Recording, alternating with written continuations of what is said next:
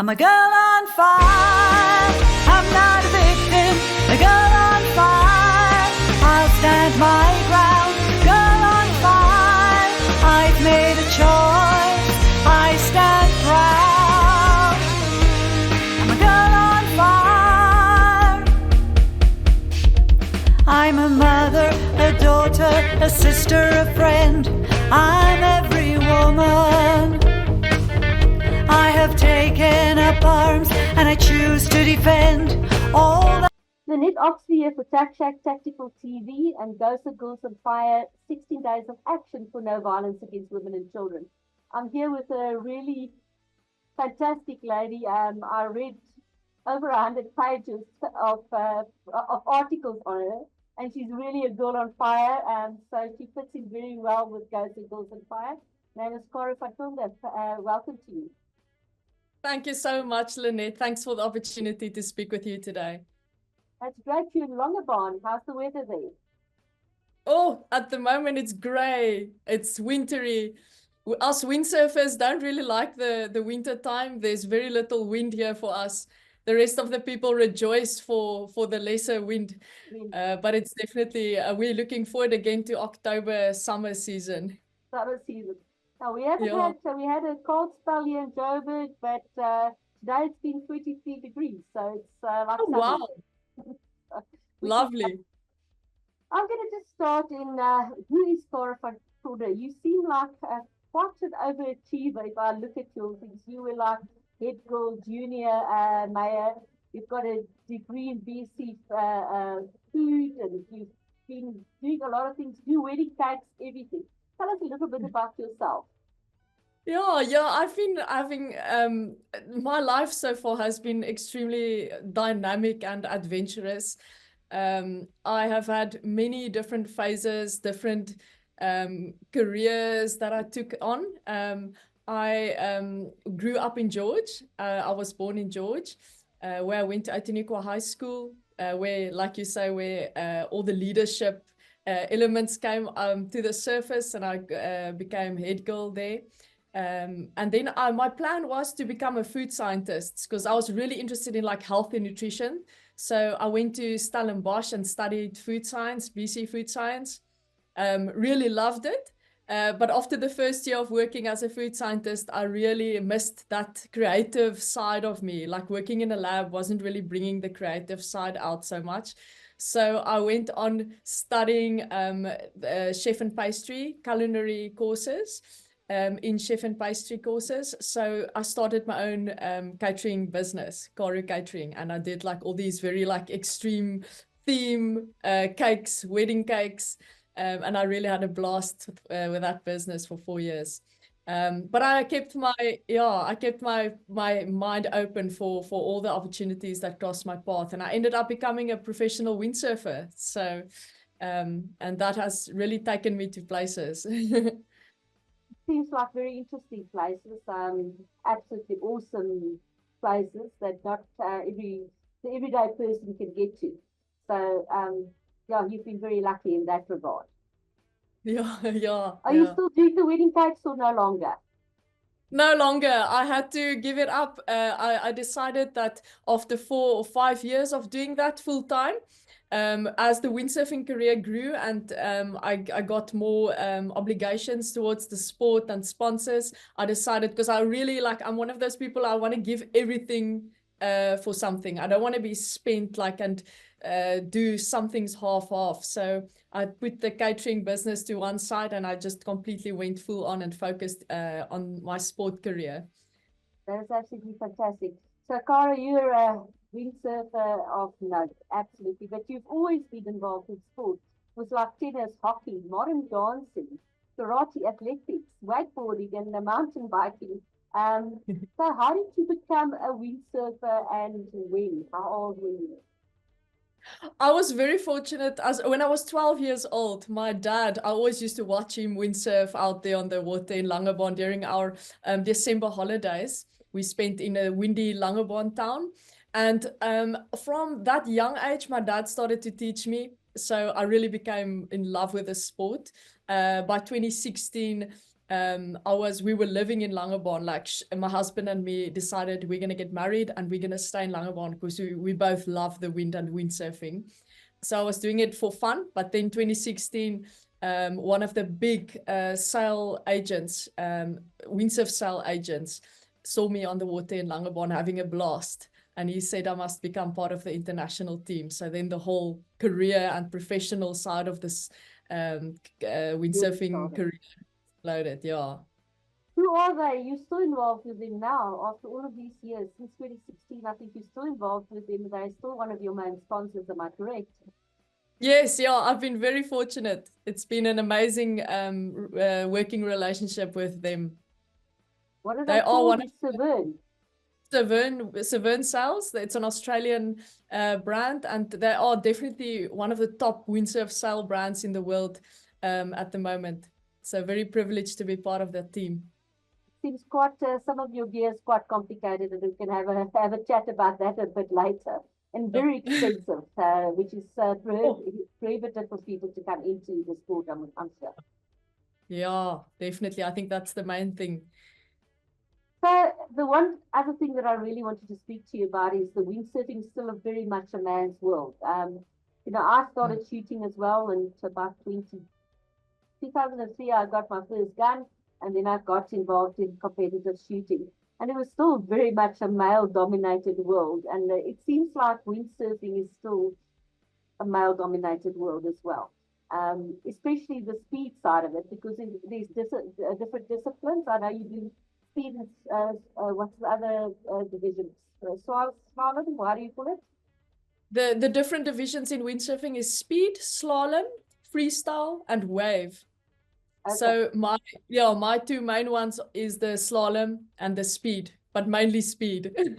Yes, it sounds like it. What is your fastest speed on the water? I've mentioned it to some people today, and that must be bloody scary on the water. It's something like 85 kilometers per hour if I were to fly from the knots. Yes, yeah, that's correct. Yeah. And what's tricky is when you do world speed records, they don't take your top speed, they take your average speed over 500 meters. So it's not like you can go that fast in just 2 seconds and then you've got a record. You have to maintain that speed. So that's where it becomes technical. So what is your fastest speed currently on the water, and where did you get it done? In Lüderitz or?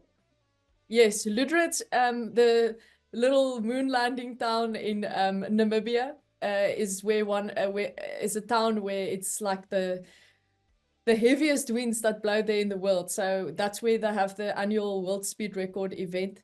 And so my fastest speed I achieved there 44.6 knots average, which is currently the 6th fastest woman in the world of all time and the fastest in Africa. So I'm hoping to go back and improve even more on that.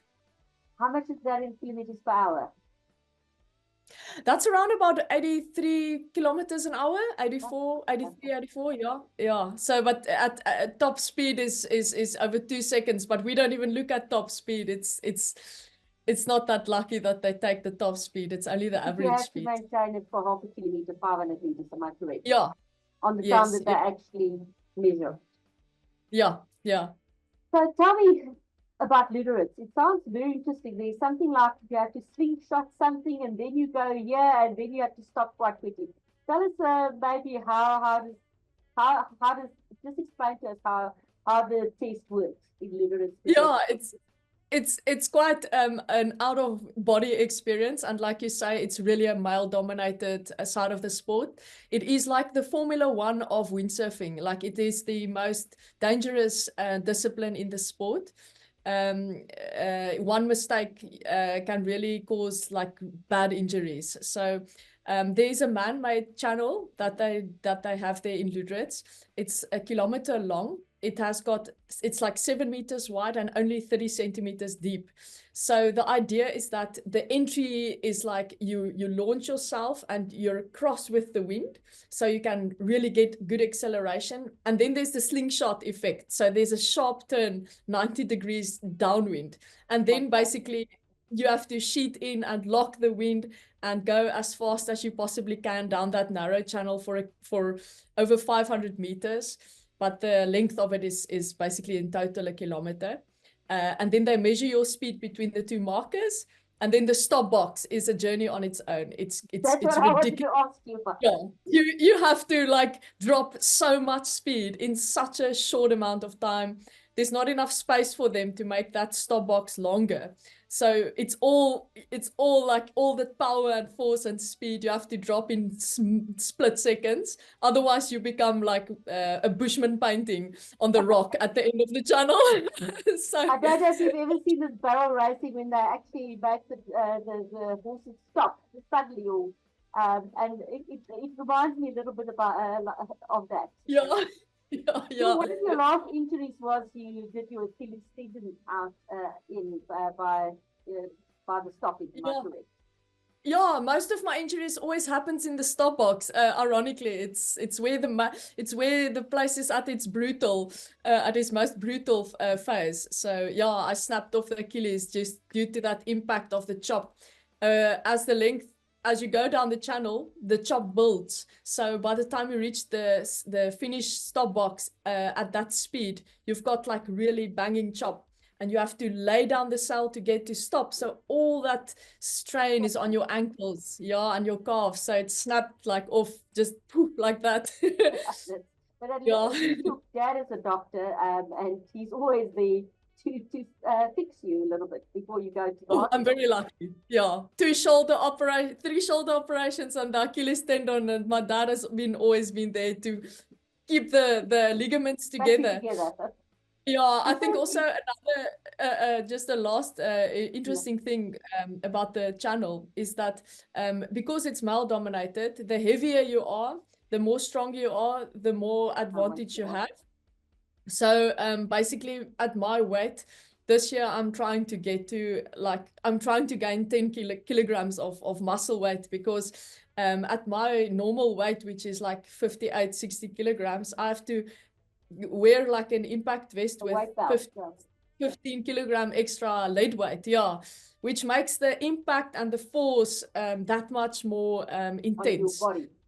Yeah, yeah. So the weight, why must you be heavier, and how does that influence the difference between you and the male competitors? Because that was mentioned a couple of times in the article.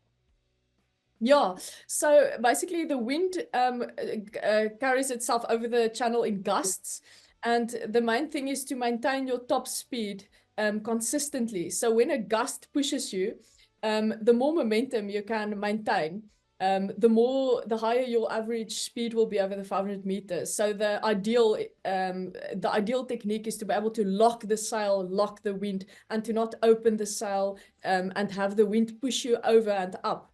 So the wind tends to open you up. And that's also very dangerous because it can easily throw you over and literally blow you off the channel. So the stronger and heavier you are, the bigger size sail you can use in stronger winds. And then you get more force and power, which translates to more speed. So, yeah. Okay, that explains it nicely. Your first injury, though, was not after your Africa, you got the Africa speed record, and it was after you were out of the channel. Can you tell us a little bit more about that? Horrible experience. experience. Injury. Yeah, yes, I wasn't even moving. It's the perfect example to give to people to explain how brutal the wind gusts can be there. I was basically standing in the stop box. I finished my run, standing there holding the sail with both my hands, and the gust of wind was so strong it came from the back and it lifted the sail up from under my arms, and it just it plucked my shoulder out, my left shoulder, and it dislocated anteriorly. So yeah, it was a horrible feeling. Luckily my dad was there to put it back in its place. But first I thought it was tears of happiness because you broke the Africa record, but it was not tears of happiness. It was tears of pain. Tears of pain. That put you back for quite some time, and the recuperation took quite a bit of time, am I correct? Yeah. I always try to do the rehabilitation as diligently as possible, but it still takes out at least 3 or 4 months of your season. Tell me, so you have so many achievements in the sport, in both of those disciplines that we talked about earlier. The two that stood out for me is obviously your Africa speed record. That was absolutely fantastic. And the other one that I would like you to talk a little bit about is the Mauritius, the 80 kilometer uh, race. It sounds like it is monstrous and very difficult. And why is it so difficult? And what did you achieve there? So it was the longest race that they ever had. I was the first woman to complete that 80-kilometer race and actually win it. So it was basically the biggest challenge there was because you are on the water for so long. The conditions over the course of 80 kilometers is very ever changing. So we are mainly racing just on the island side of the reef, but there's certain parts that is connected to the open ocean. So you get like different kind of chop, different kind of wind strengths all over the course. And because you can't change your sails or your board, you have to really be tuned to your gear, and you have to have some like hair biting resilience to keep holding onto the gear if you picked the wrong gear, especially. So it ends up becoming like the survival of the fittest in the end of the day mentally, because your body switches off long before the race is over and you like just go on your mind. Do you do it one day or over a couple of days? Is it one No, day? that was a 1 day. Yeah, one sunrise. Yeah. And And a for lot me of people, personally, yeah, a for lot me of people personally, start out. yeah, a lot of people after the first 40 kilometers just discontinued the race.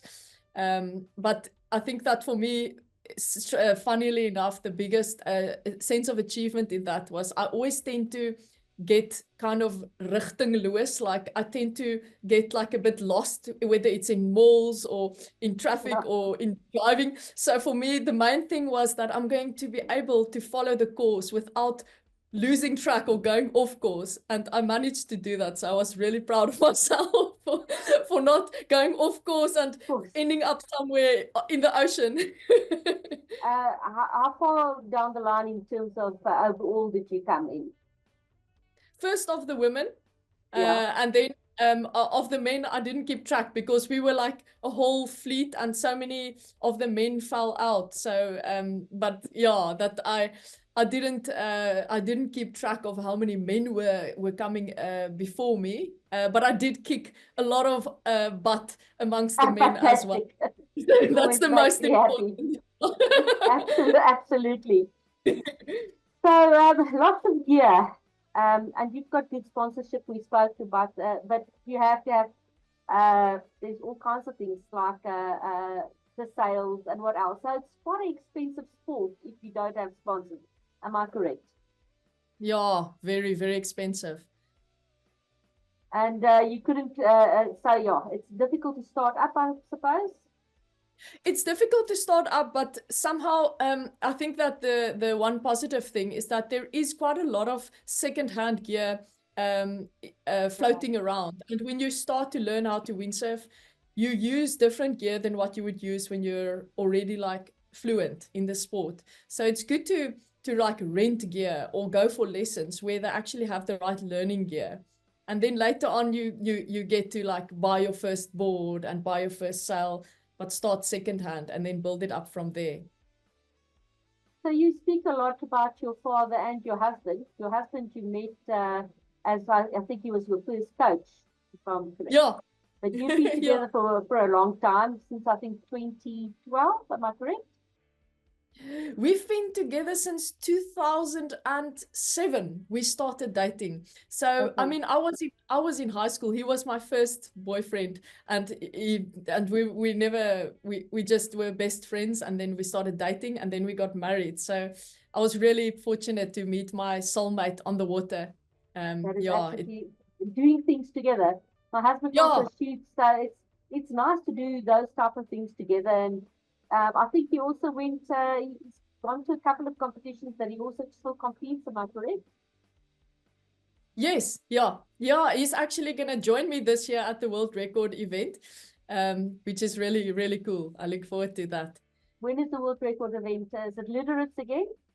Yes, it's starting in 4th of November, and then we're going to be there for 5 weeks. Well, I'm really holding thumbs. I hope you're gonna. What do you need to do to break the world record?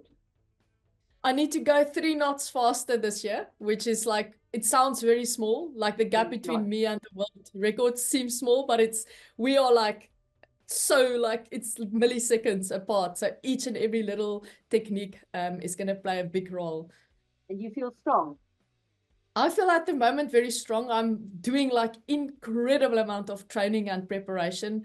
All my year is just going straight into that event, and I'm so focused on that event. So I feel this year is I'm giving it my biggest shot. And in Langebaan, can you train when it's cold and there's no wind?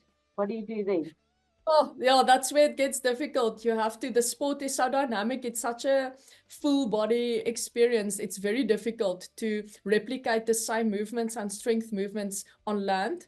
So I've got really a very good team that helps me to mimic all the movements and strength movements that I need on the water, and the fitness that I need, the balance, the agility. So I'm following at the moment a rigorous training program. In season time, I can spend 4 or 5 hours on the water, but now when there's no wind, you need to replace that with actual training. So yeah. Okay, so now we go to something that you only came out with, I think it was in 2023, but it happened in 2021. You were Yes. approached by a well-known mentor, and you badly at that stage already wanted to break the world record. And Yeah. I seemed trustworthy and somebody that could help you. Uh, and there was more than one person involved, as far as I can gather. I know you can't say much. I know the Jasmine Foundation is involved because you are taking it further. But please tell us as much as you can. How did this happen to you? Because uh, it's that slow start. And my feeling is that they actually probably chose you way ahead of time. This was their plan for you before they actually approached you. Unfortunately, that's the way predators work. So you tell us as much as you want or can about what Yes. happened. Yeah, it's been a long journey. I'm now in the 3rd year of the recovery, so finally I'm able to put the words to the whole thing. In the first year, it was so traumatic that I could not really put words to it. Yeah, so it was in 2021. I got approached by a very well-known rugby coach, and he had a elite sport mentorship company, which he has got many colleagues, and together they basically approach athletes, and they work in schools. And this was a very well-known person in society, and especially in SA sport and international. So when he approached me in 2021, and like you say, it's exactly what happened. He's been following me since my career at Ludred started to blossom. And that's where I think social media can easily become the hunting ground for these kind of predators. So I was definitely identified and targeted. So when he approached me, we really put a lot of trust in him, because he worked at very well-known schools at that time as a coach and as a mentor. So all the trust that we put in him in the beginning was really based on the amount of fame and well-known. His name was well-known in society. So yeah, he pulled in, and with a matter of weeks, he took over the management of my entire career. Beating the world speed record for me personally at that time did not seem like something that I would easily be able to do. Like, I know what it takes, but I know financially as well, I did not have the means at that time to put so much in it to try and break the world record. So he made that dream, he created the dream, and then he put it out there for me, and he just said, as long as I do whatever his mentorship and his colleagues says I must do, I will reach that goal. And afterwards, he made a lot of promises in terms of really great opportunities and doors that will open in my career through his contacts. So trying to make a very long story short, it can easily take up to 5 hours to tell the whole story. So I'm going to try and cut it as short as possible. So when this coach took over all elements of my career, he involved a whole team of people, and slowly and systematically, he started to isolate me, him and his colleagues, and specifically him and another person which he appointed as the financial manager of my career that time, who would be in charge of sorting out the funding to go to this world speed record event, because it's extremely expensive to take part there for the whole duration of the event. So there was a absolute typical sequence of grooming that started to take place from that point onwards, where I was isolated from communicating with my closest family, my friends. I couldn't tell anyone about what our plans are in terms of the world speed record attempt. And I was overwhelmed with consistent monitoring, meetings, communication, tasks, and above all that, the intense training program that I was put on that time. So the specific coach would monitor every single thing that I do in my daily life, from the moment that I open my eyes till I go to sleep at night. And basically, I thought that it was all normal part of being an elite athlete and being in this coaching program, because I didn't have any experience prior to this of being mentored by a professional coach and a company like this. So him and the financial manager she appointed, who also seemed to be a very well-achieved businessman, were both appointed at the same school to also do coaching, motivational speaking, all also under the realm of Christianity and good morals. And from my side, I started to notice things that didn't align with that. But the way they conducted themselves were, they would like break me down and start to systematically sexual harass me, and make really degrading commentary about, for instance, my body or my build, which is really not related to my sport. And over time, in the beginning, I thought I was handling it well. I was really putting my boundaries and telling them, yes, I really prefer to keep everything professional. But they did a great job of overstepping the boundaries each time, and then making me feel like I'm the one who's oversensitive, I'm putting up too much of an issue, and this is just how it is in this works in this field. If you want to be a successful athlete, a female athlete, you have to be able to put up with these things. So I tried to do as best I can with the resources that I had at that time. But with time, I really came to a point where I was solidly burnt out. I was also really not allowed to contact any other sponsor to come on board, except for the ones that they appoint. So very close to the closing date of this competition, my hands were cut off in terms of finding more sponsors that would help to cover this funding. And my original, like, really important windsurf sponsors that was part of my journey since the beginning of time, who sponsor my actual gear to go to the event. They have all already, I've committed to them, I'm going to the event. They've all made custom gear for me, thousands and thousands of rands worth of gear. And that was really putting a lot of pressure on me to make this thing work. I need to, it has to work. I can't disappoint them. And then a week before the entry fee date closed for my competition, this person who was in charge of the financial side of my career that time, appointed by this coach, he said that he will sponsor me to go to the event under one of his companies that I was also being a ambassador for at that time. So he basically did not make the payment, and the time was becoming closer and closer. It was like a day or 2 days before the closing date to the event. And then at one of our many meetings over daylight, I believe after he had spiked my water at one of our meetings over lunchtime, he raped me.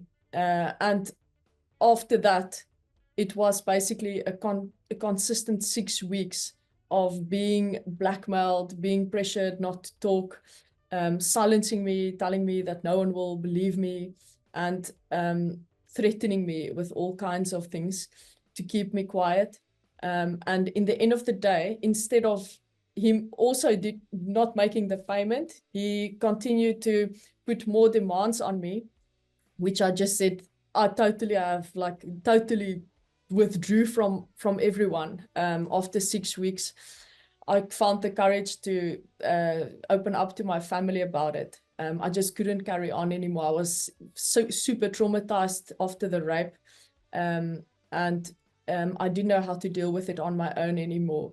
So I also noticed that these people are quite dangerous because they keep on. It's like almost like they plan everything they do. So I reached my parents. Yeah, and it was really very, very well planned. And so I reached out, and my parents helped me to safely cut the contact, cut the cords with them to just totally, what do you call it when you like, I totally drew out of going to the competition. Like I said, no, even if I did have the funds, I would not be able to cope, because I was extremely traumatized that after the rape. So then so we withdrew, and they really tried to lure me in and to keep me there, and so that I can keep on working with them, and they will and offered me all kinds of money that they will pay for the event if we just listen to them, if we just trust them. But we just like totally closed the doors. And immediately I started seeing a psychologist. My family was super supportive from the beginning, and they, because of my supportive family and the amazing psychologist that I started seeing that time, I managed to make a really good giant leap in my recovery, all the way to where I am now. But I think that afterwards it took so much time, so much therapy work for me to be able to understand the process of grooming and how these people managed to take me from where I was. I started off with them being like taking all my vulnerabilities, and those vulnerabilities of me were like things like, I'm a very down-to-earth, small town, inexperienced Langebaan West Coast girl athlete, in my safe space with my family. Like I don't have much worldwide experience. I came from school, university, and in Langebaan with my family. And I trust people. My family used to manage my career before they crossed my path. So for me, it wasn't even crossing my mind that someone would come and take advantage of my career and my being. So yeah, they definitely very quickly in that first few weeks determined exactly what's my weak points, what's my vulnerabilities, and they definitely zoomed in on them and manipulated that so that they can totally walk all over my career and then just totally spit me out at the end. So that was really difficult to afterwards, just to be able to step back and look at this thing and see how systematic they worked. Yeah, you tend to, and I mean the self-blame in all that is difficult, because you tend to think, but yeah, so why did you miss the red flags? Like, but in reality, you don't look for red flags. Yeah, you don't. If you for instance, if you send your child to school, you don't do a background check on each and every single teacher that's going to be giving class or coach for the because because you naturally trust the school would only appoint people that don't have any criminal record, you know, that don't have any bad background. So, I mean, that's the mindset that we went into. And when I was in school, like the people, my authority and being a head girl, I was like I was society, Western society. It creates this thing where you always trust your authority, you know, you always respect them. You do what they say. And if you have to put yourself aside for someone else, that's like regarded as good moral values. So you go from that framework into this world. And if you are dealing with a psychopath, a sociopath, or a narcissist, which is like 1 out of 10 people, you don't see them coming. Like, they are so good at what they do. And that's where I really would love to make a change. Because I don't think the other horrible side of it is that if someone like that is in society in a very well-known establishment like a school or a sports academy, when they do something wrong, when they have any criminal conduct, that company does not make it public. They put it under the carpet, and this person can go from the one place to the next, which is exactly what happened here. I'm sure you were not the first, and you probably were not the last. For sure, for sure. I've been that's been I've been in contact with I've been in contact with other victims and from the same people, and it's shocking that the pattern continues and that how many people are involved. It's really a shocking thing. It sounds like it's like a whole actually planned support system for a good couple of men. It's not just one person that's involved. It's the whole yeah. What can you call them? It's the whole group of people that actually do this to them, which yes. is Yeah, and it's a genius if you think about it. The coach has access to young people, he has access to children, and most of the people he targets. In my situation, I was vulnerable in the sense that I was at the point in my career after COVID where the next best thing is to get a sponsor or a person on your career which is so well connected in SA. Windsurfing is a small sport in SA. So for me, this was like a dream come true, and enabling me to go and reach my goal, reach a limit in the sport. So for me, that was the very vulnerable time to hook onto me in that time. Definitely. So one of the other ladies that I've become quite good friends with, she runs an amazing place called Rapport. So if you ever come to Joburg, she can act with. And she says we are all taught to be nice, and she's got, and that's basically what you said earlier. We were taught to respect people of authority and be nice. And sometimes it doesn't have to be nice, because it gets you into a problem situation. And it's in our community, in the Afrikaans community, it basically happens often that we are taught to respect our elders. And that's basically they are the elders and people of authority, like you said, the teachers, etc., etc. But it also always goes further. I always think that the families of these people, and I find it quite often when I speak to ladies during this time of the year, that the families and the wives know about this, and they don't say anything. I did see that you had a last meeting with this person where you totally broke away, and then the wife sent you private messages and said it's your fault, etc., etc. Can you tell us a little bit more about that? Yeah, I think that was for me the most hair-raising side when I was still dealing alone with this whole situation. I haven't told my parents yet. I just wanted to shut it out of my mind, believe and try to believe this did not happen.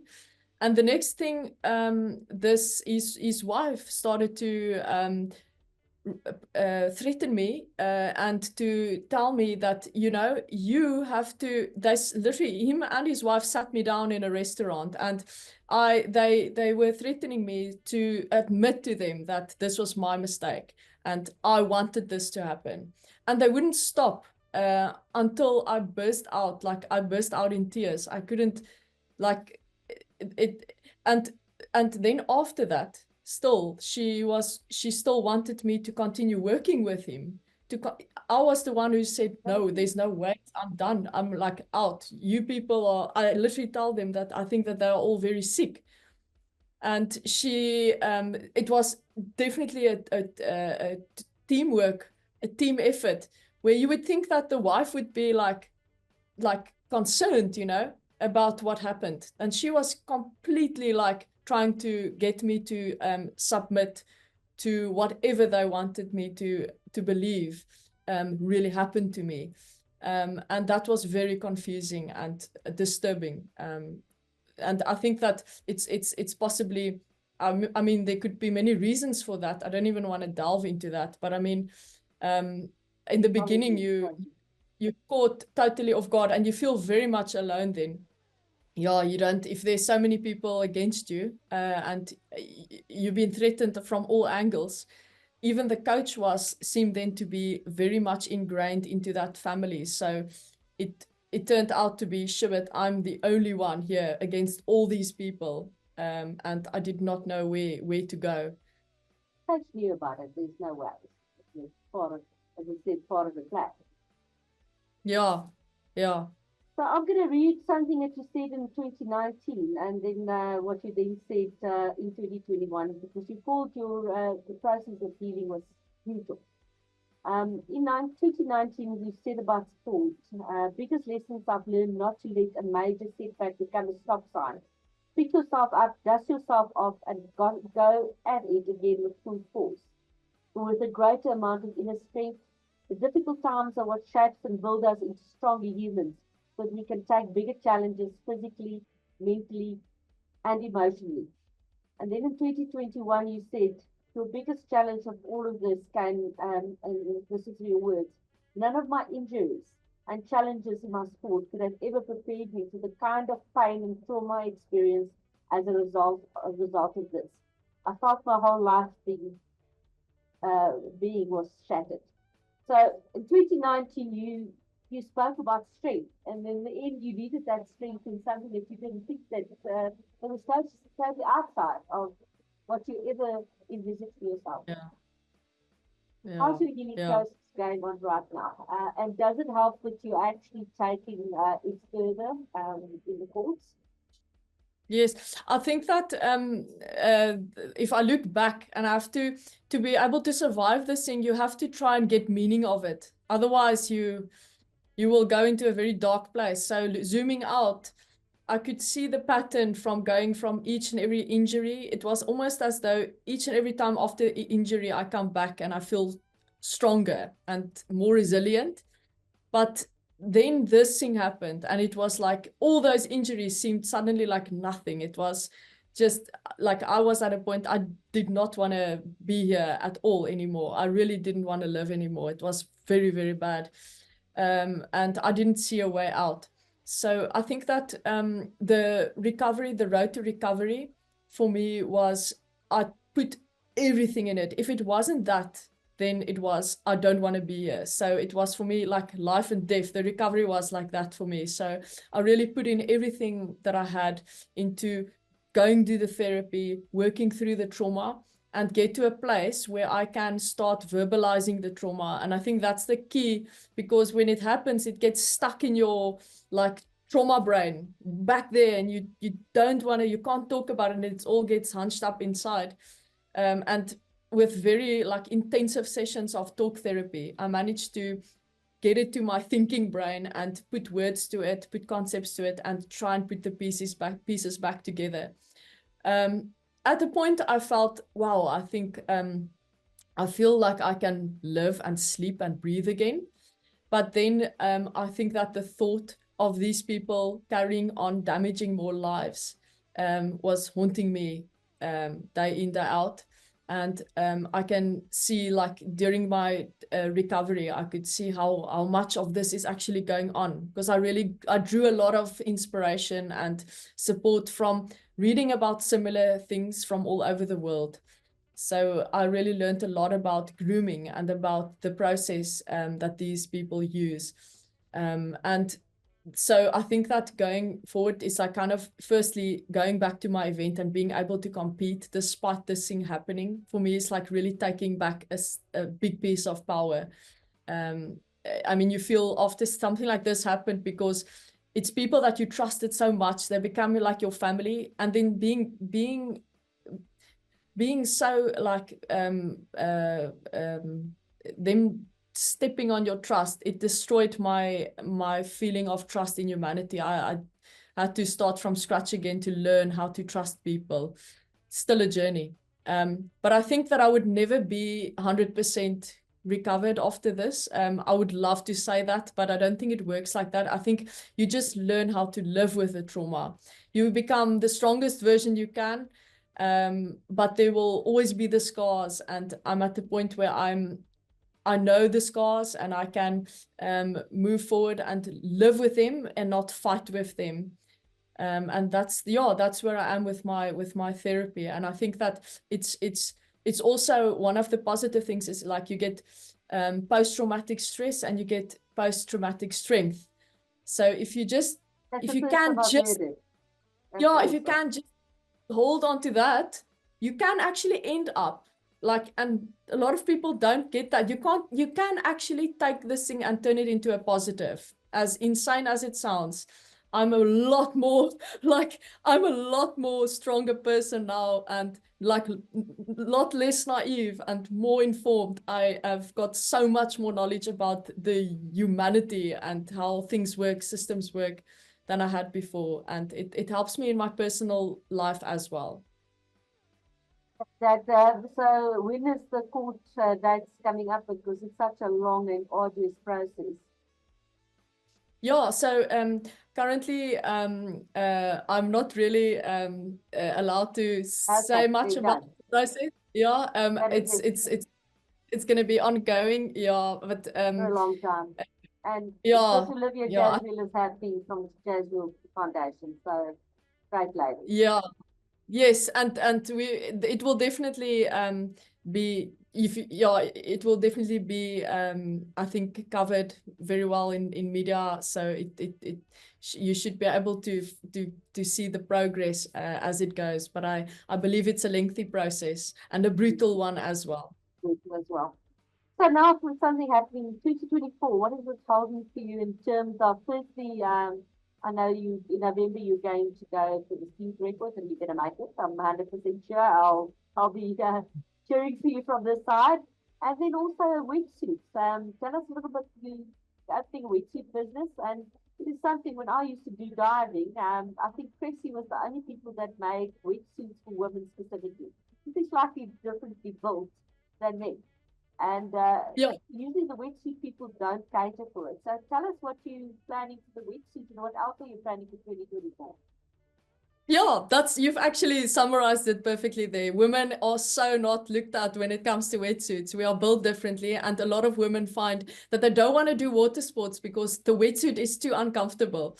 So my goal is to create women-only wetsuits that's going to be super, super comfortable. It will feel like your skin, but it won't only sit comfortably, it will also look beautiful. So you'll be able to do custom prints and themed wetsuits, and wetsuits that will make a woman feel proud of her body, give her some confidence, and inspire her to go onto the water and do amazing things.